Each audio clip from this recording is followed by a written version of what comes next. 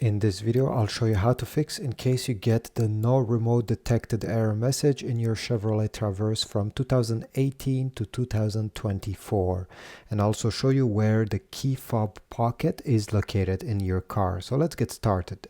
Your key fob transmitter pocket is located inside of the armrest.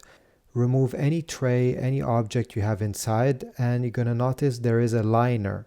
Remove that liner as well, and you're going to find your key fob transmitter pocket. It's the shape of your key. You just have to lay it down there and don't touch it.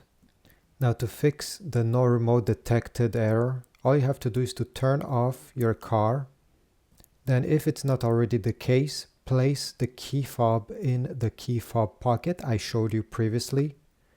And then all you have to do is to push the brake pedal with your foot and press the start-stop button to start the engine. It will start, and when you have the time, go ahead and replace the key fob battery because this was the issue. Once you do this, you want to get the error message when you're going to start your car. Leave a like, but also comment down below if this worked. Subscribe, and I'll see you in the next video.